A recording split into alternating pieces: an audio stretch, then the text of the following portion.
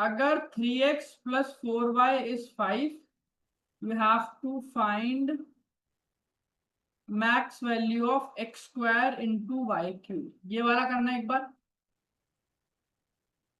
Right? हो जाएगा, right? अगर हुआ नहीं है क्लास में किसी की तो हो जाएगा, उसकी टेंशन मत लो।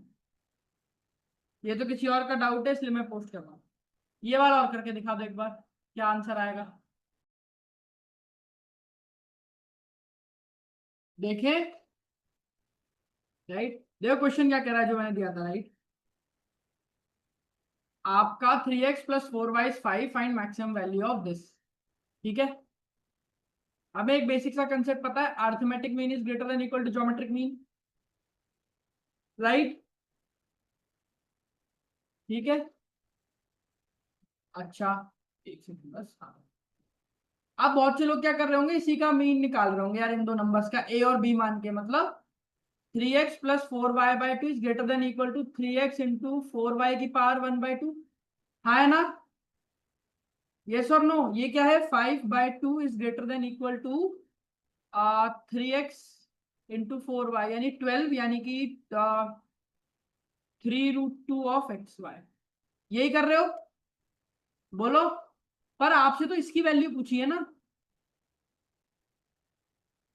आपसे तो इसकी वैल्यू पूछी है, राइट? तो इसका फंडा क्या होता है, ध्यान से देखना, पावर पे फोकस करो।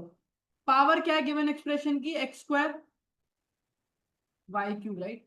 तो क्या इस गिवन फंक्शन को जो पावर है उसके अकॉर्डिंग तोड़ दो। दो है पावर तो दो हिस्सों में तोड़ दो, मतलब 3x/2, 3x/2। इसकी पावर है 3 तो 3 इक्वल हिस्सों में तोड़ दो, यानी कि 4y/3, 4y/3, 4y/3। आ रही है बात समझ?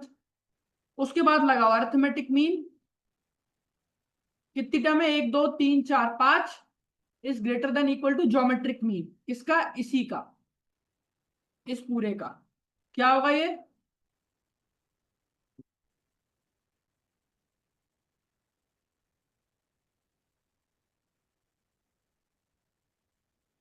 की पावर 1/5। अब तुम्हें पता है ये पूरी टर्म है क्या,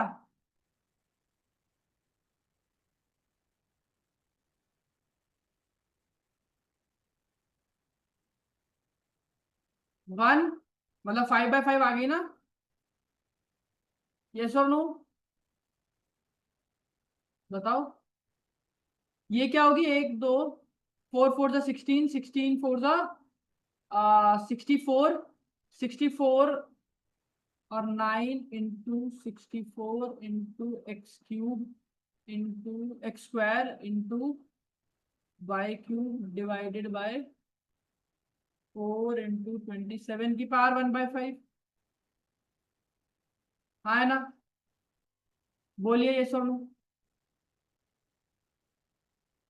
क्लियर है, right?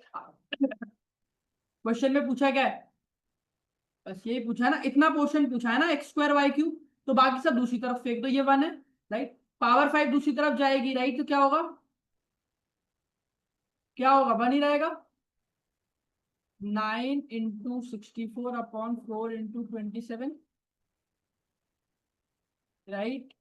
Into X square into Y cube, 9 3 जा 4 16 जा, तो ये क्या आएगा, X square Y cube is greater than equal to 3/16।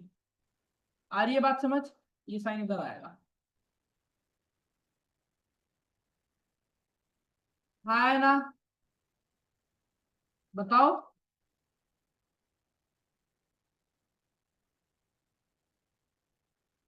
बोलिए।